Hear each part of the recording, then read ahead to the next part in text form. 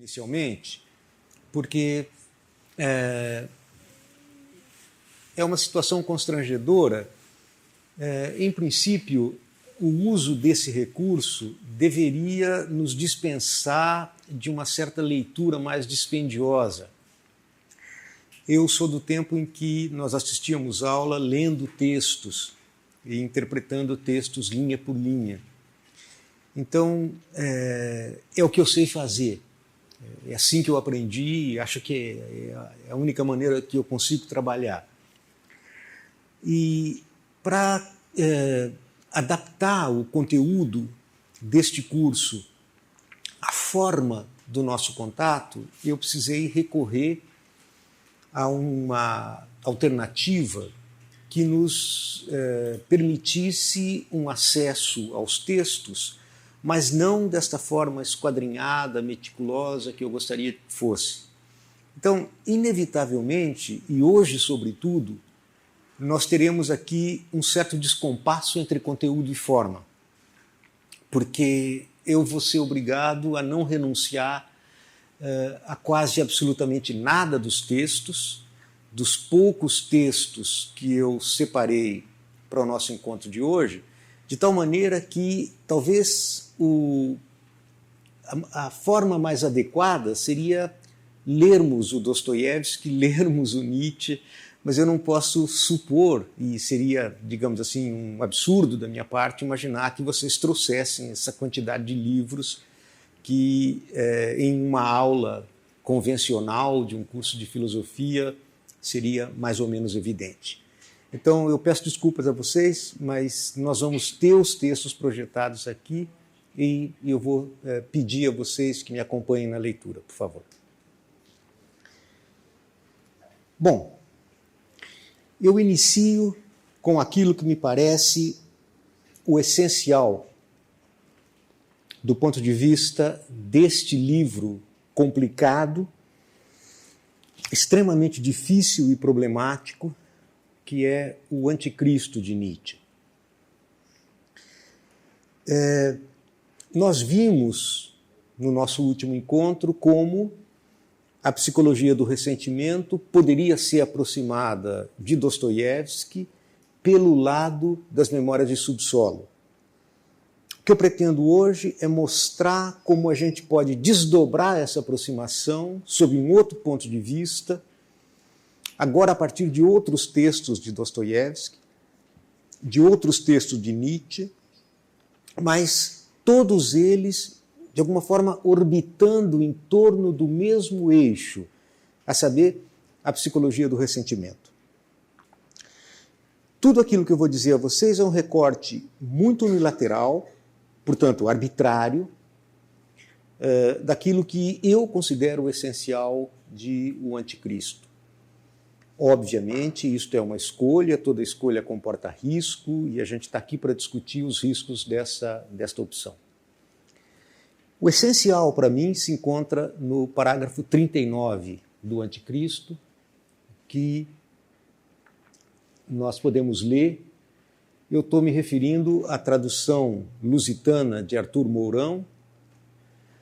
Se me permitem uma sugestão, eu preferiria a tradução brasileira de Paulo César de Souza, mas eu não encontrei uma versão digital. Então, se puderem e quiserem comprar uma tradução da obra, eu recomendo duas, a brasileira de Paulo César de Souza e a espanhola de André Sánchez Pascual. Além, é claro, da tradução lusitana de Arthur Mourão. Volto atrás. Esse volto atrás significa retomo o fio da meada, portanto, nós estamos para frente da metade do Anticristo. O Anticristo, que seria o primeiro livro da transvaloração de todos os valores,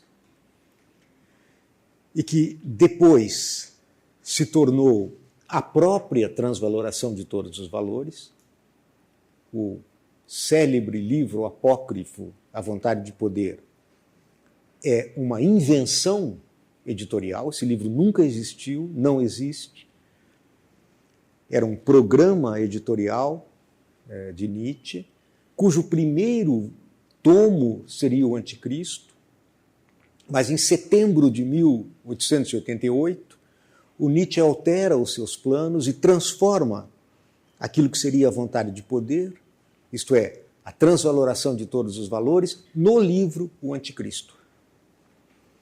Essa é uma discussão para nietzscheanos, aí depois, se vocês quiserem, a gente volta a ela, mas é uma discussão estritamente filológica, digamos assim. Volto atrás e vou contar a autêntica história do cristianismo. Já a palavra cristianismo é um equívoco. No fundo, existiu apenas um único cristão, e esse morreu na cruz. O Evangelho morreu na cruz. O que desde este instante se chamou Evangelho era já o contrário do que Cristo vivera. Uma má nova, um disangelium. Não evangelium, mas disangelium. É falso, até o contrassenso, ver numa fé, por exemplo, a fé na salvação por Cristo, a insígnia do cristão. Unicamente a prática cristã, uma vida como a que viveu aquele que morreu na cruz, tem algo de cristão. Hoje, uma tal vida é ainda possível e até necessária para certos homens. O cristianismo autêntico, originário, será possível em todas as épocas. Minha opinião, esse é o coração do anticristo. E comporta um teor de complexidade de fato inesgotável. O cristianismo, isto é, a religião institucional, isto é, a religião eclesiástica, a que se dá o nome de cristianismo, é uma falsificação.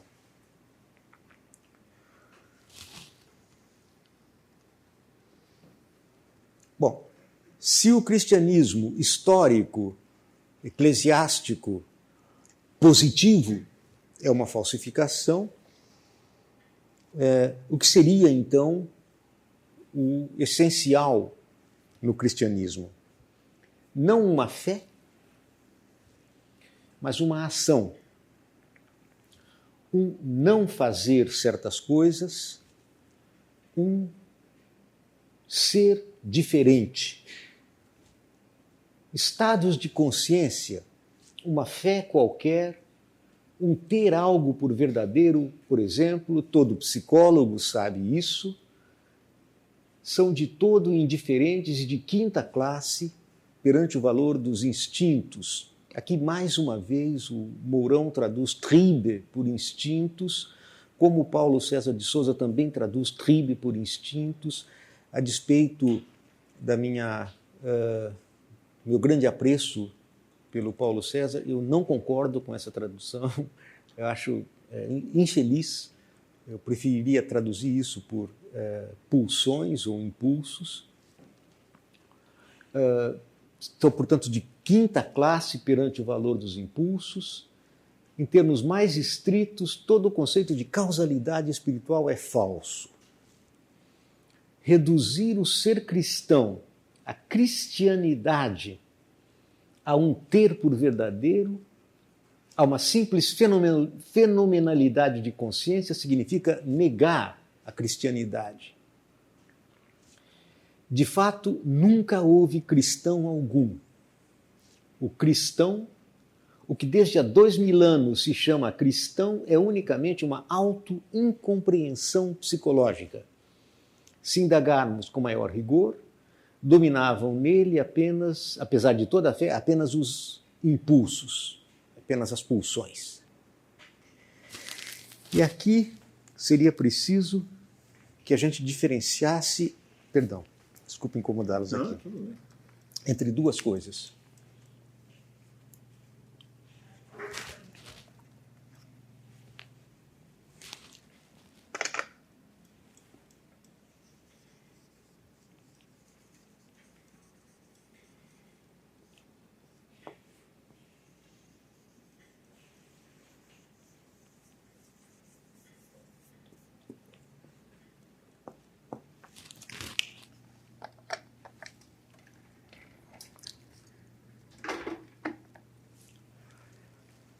são dois conceitos que não podem ser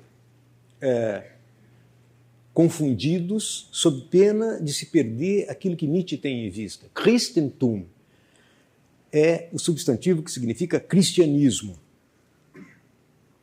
Christlichkeit é também um substantivo para o qual nós não temos correspondente em português, por isso eu louvo a opção léxica de Arthur Mourão de traduzir por cristianidade e não por cristandade, posto que cristandade seria um erro, já que não é o que Nietzsche se refere. Cristandade é alguma coisa que se aproxima muito mais do cristianismo.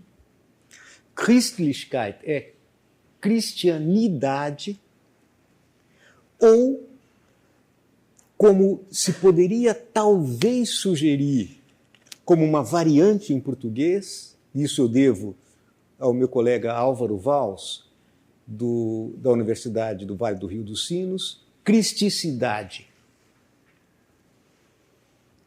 que significa não uma relação ao cristianismo institucional eclesiástico, mas a isso que Nietzsche fala de uma praxis, de uma vivência propriamente cristã.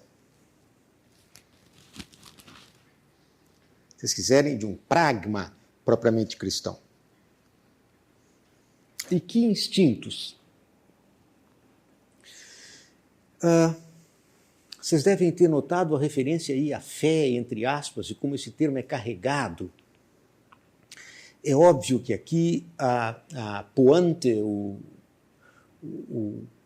o alvo crítico, né, de Nietzsche é Lutero e a interpretação de Lutero por todo o idealismo alemão. A fé, a doutrina da sola fide e tal, o cristianismo entendido como fé. Fé, portanto, lido do ponto de vista do psicólogo Nietzsche, é algo que se deixa remeter à economia dos impulsos. A fé foi, em todas as épocas, por exemplo, em Lutero, apenas uma capa, um pretexto, um véu, por detrás do qual impulsos realizavam o seu jogo, uma sagaz cegueira perante a dominação de certos impulsos.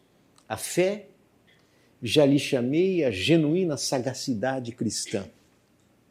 Falou-se sempre de fé, mas agiu-se sempre por impulso. No mundo imaginário do cristão, nada ocorre que toque sequer a realidade efetiva. Pelo contrário, reconhecemos no ódio instintivo a toda a realidade o elemento impulsor, o elemento unicamente propulsor na raiz do cristianismo. O que se segue daí? Que também em psicológices o erro é aqui radical, isto é, determina a essência, ou seja, é a substância. Bom, isso é uma imensa provocação, como vocês podem perceber. Uma imensa provocação em todas as frentes e em todos os frontes. A começar pelo fronte da metafísica, a essência, a substância, etc., e a terminar no fronte da teologia.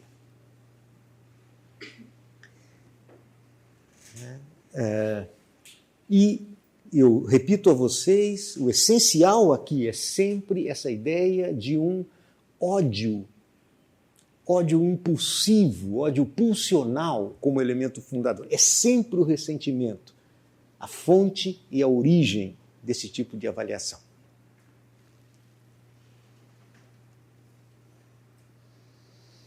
E aqui vemos então a interpretação propriamente nietzschiana. Vejam, fala aqui sobre a Christlichkeit, a cristicidade ou a cristianidade, o próprio anticristo. O reino dos céus é um estado do coração. Não é algo que vem para além da terra ou após a morte. No Evangelho falta o conceito global de morte natural.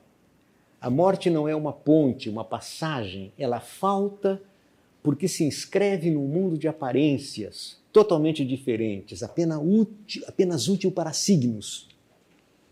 A hora da morte não é um conceito cristão. A hora, o tempo, a vida física e as suas crises sequer existem para o mestre da Boa Nova.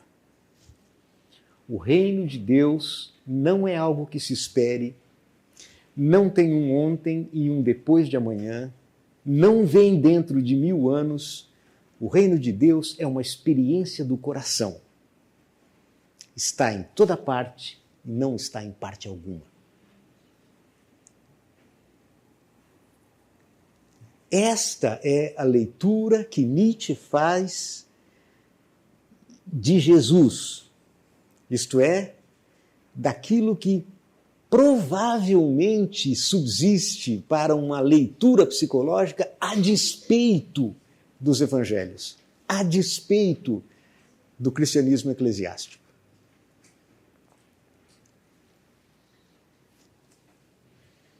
Este alegre mensageiro morreu como viveu, como ensinara, não para redimir os homens, o Cristo não é o Redentor, portanto, mas para mostrar como se deve viver.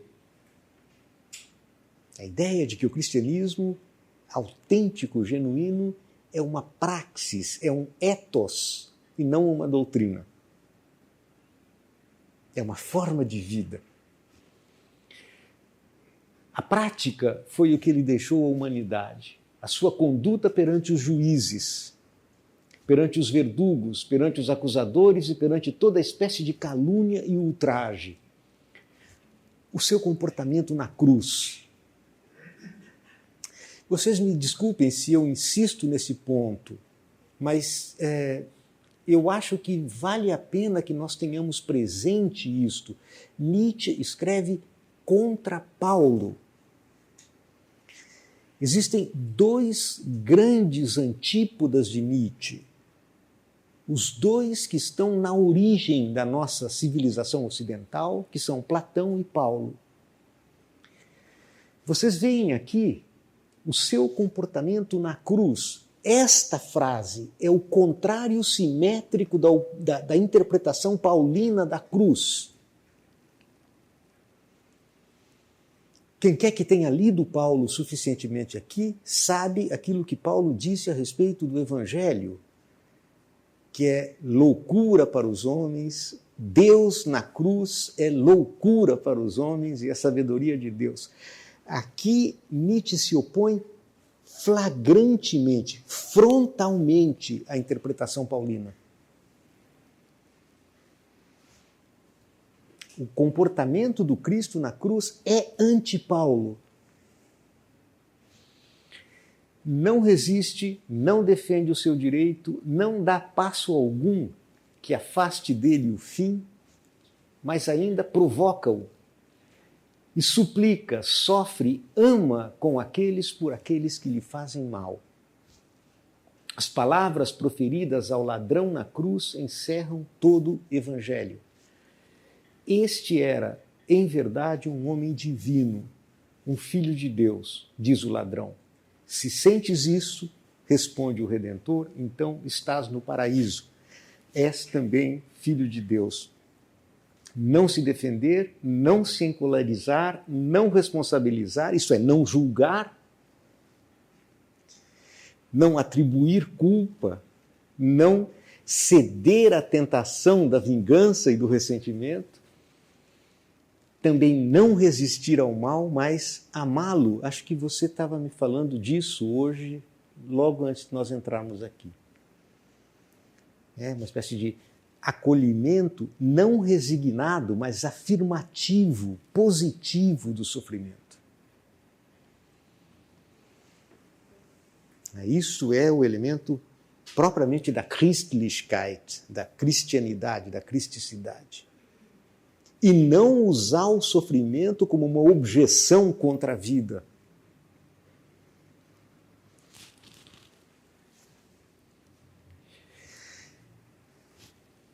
Vejam,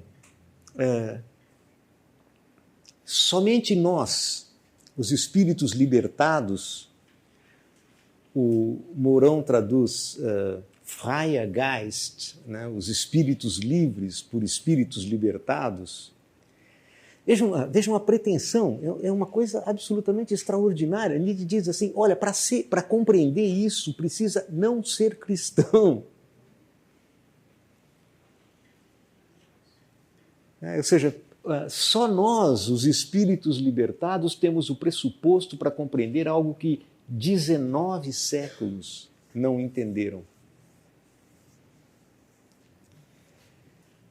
Aquele instinto, o impulso e aquela paixão transformados em probidade, quer dizer, a honestidade intelectual propriamente cristã. É isso que significa espírito livre. Então, só quem é um espírito libertado possui esse pressuposto para compreender aquilo que 19 séculos, nós diríamos hoje 20 séculos ou 21 séculos, não compreenderam. Isto é, aquilo que faz a guerra contra a sagrada mentira, mais ainda do que contra todas as outras mentiras. Eu tenho a impressão que, à medida em que o Nietzsche envelhece, ele se torna cada vez mais econômico no uso das palavras. Sagrada mentira aqui é a pia fraus, isto é aquela mentira piedosa que nós encontramos presente já na República de Platão. É aquela mentira que nós devemos contar aos nossos educandos com intenções morais, com intenções edificantes. Isso é mentira, e nenhuma mentira, não se pode transigir com a mentira em hipótese nenhuma. E principalmente com a mentira moralista, com a mentira piedosa. Estava-se indizivelmente longe da nossa neutralidade amável e cautelosa, da educação do espírito que se torna possível adivinhar coisas tão estranhas e delicadas. Pretendia-se sempre aí, com um egotismo impudente, apenas a sua vantagem, e a partir da oposição ao Evangelho, construir a igreja. Quer dizer, portanto, a igreja é o contrário daquilo que Jesus viveu e pregou.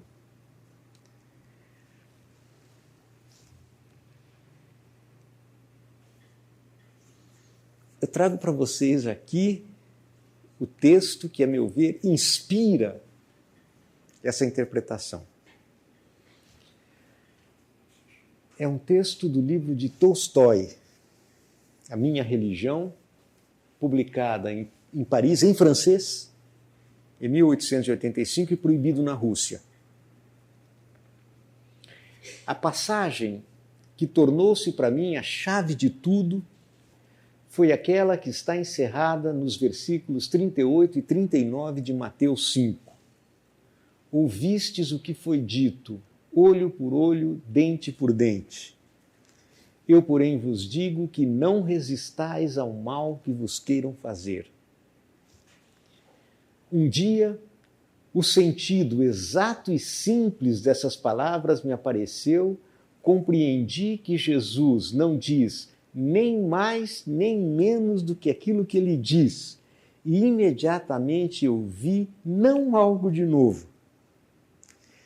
Eu vi tombar tudo aquilo que me obscurecia a verdade, e a verdade se mostrou a mim em toda a sua grandeza. Se vocês leem o exemplar pessoal de Nietzsche, desta obra de Tolstói, essa passagem está inteiramente grifada. E vocês vão ver que isto é a interpretação do anticristo. Este era um homem verdadeiramente divino. Por quê? porque a sua conduta perante os verdugos, perante os juízes, os acusadores e toda espécie de calúnia e ultraje era não se defender, não se encolarizar, não resistir ao mal, isto é, não se vingar, não se deixar envenenar pelo bacilo da vingança, não sucumbir ao assalto do ressentimento.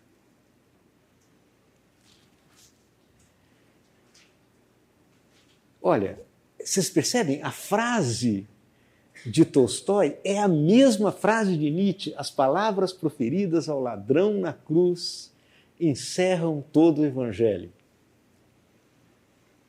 Tolstói, como Nietzsche, dizem o mesmo. Eu não vi nada de novo, eu vi o essencial.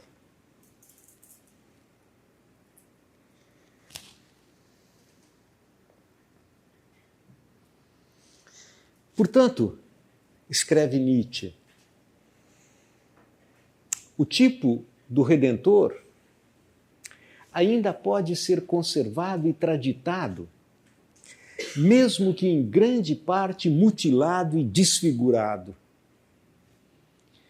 Por várias razões, o tipo, isto é, o tipo psicológico de Jesus não podia manter-se puro, livre de adições.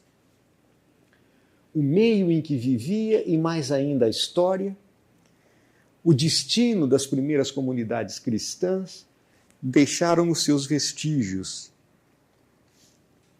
A partir dessas condições, o tipo, isso é, sempre o tipo psicológico, foi retrospectivamente enriquecido com traços que só são compreensíveis em virtude da guerra e para fins de propaganda, ou seja, portanto, o contrário da mensagem original. Trata-se aqui já, portanto, de reação. Trata-se aqui já, portanto, de uma ação que implica em um certo tipo de postura vingativa em relação ao outro. O mundo estranho e doente em que os evangelhos nos introduzem, esse mundo é idêntico ao de uma novela russa. Aqui a gente precisa parar para pensar, e muito pouca gente parou para pensar sobre isso de fato. Até que ponto, até onde lança raízes em uma genial interpretação do romance russo, essa interpretação do anticristo. Esse mundo, isto é, o mundo absolutamente, o submundo de onde brota o cristianismo, esse mundo doentio, é este mundo que nós lemos no romance russo. Onde o lixo da sociedade, a enfermidade nervosa e a idiotia infantil parecem ter marcado um encontro. Aqui aparece nesse parágrafo 31 pela primeira vez a palavra idiotia. Talvez vocês saibam que esse texto de Nietzsche foi fortemente censurado pela irmã, pela Elisabeth Förster Nietzsche, que falsificou várias passagens, em particular todas aquelas em que Jesus aparece lá, considerado por Nietzsche como idiota. Como se isso fosse uma ofensa, como se isso fosse uma injúria, como se Nietzsche tivesse realmente interessado em expressar-se em relação a Jesus sob a forma da calúnia.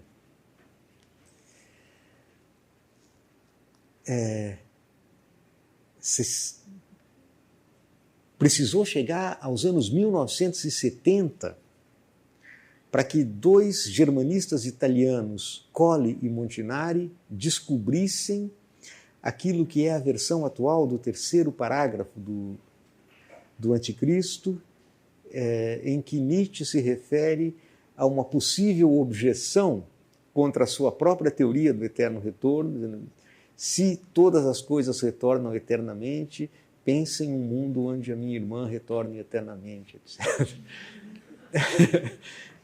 Ela censurou essa parte, né? E isso só foi, enfim, recuperado no final da década de 60 do século passado. Exatamente como tudo aquilo que, a ver dela, aos olhos dela, significava uma atitude iconoclasta ou ofensiva ou algo do gênero. Por exemplo, o idiota. Ele usa a expressão idiota no sentido grego da palavra, que é Isso. Idiotes, eu vou fazer uma menção a isso, mas idiota, a meu ver, de novo, eu assumo o risco da ênfase dada a isso, idiota no sentido dostoiévskiano do termo. Que é justamente isso, essa fusão do sublime, do doentio e do infantil. Sim, é certo. Eu acho que dentre todos os autores que provêm do idealismo alemão, até Heidegger, inclusive, acho Nietzsche é o único que realmente pensa em grego, fala grego.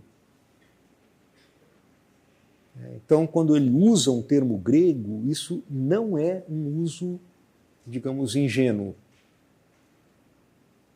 Ao contrário dos outros, para quem o grego é uma coisa exterior. Nietzsche não tem o grego como uma língua exterior. Eu seria capaz de demonstrar isso em vários exemplos se nós tivéssemos num curso a esse respeito. Então, idiota é idiotes, certamente. Mas idiota é idiota no sentido do príncipe Mishkin. Eu vou tentar mostrar isso para vocês hoje.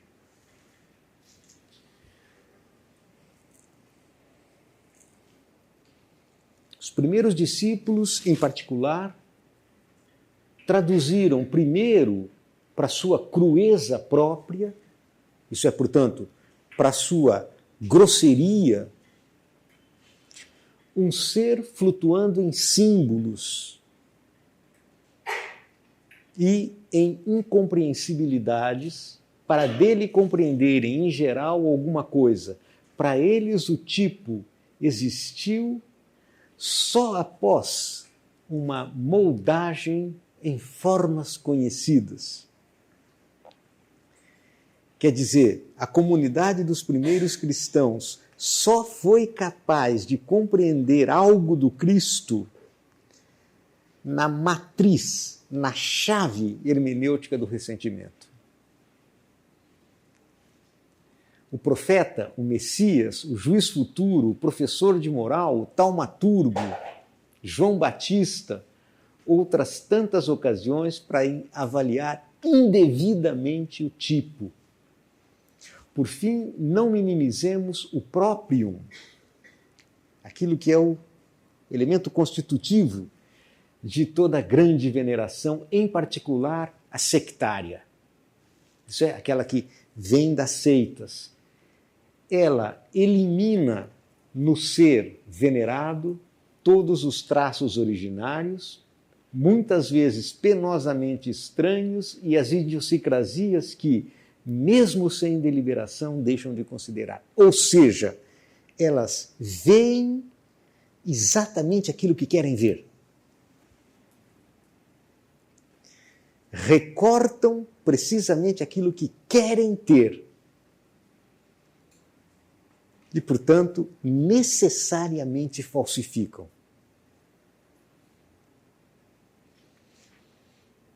E agora essa frase que eu considero absolutamente fundamental.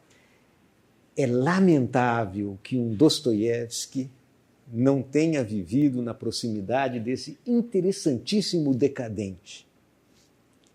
Quero dizer, alguém que soubesse sentir justamente o fascínio comovente de uma tal mescla de sublime, doentio e infantil.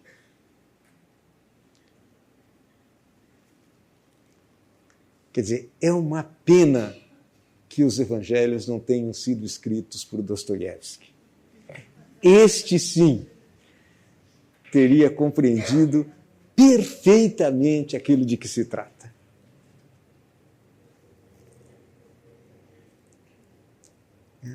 Este, sim, teria compreendido a essência da Christlichkeit.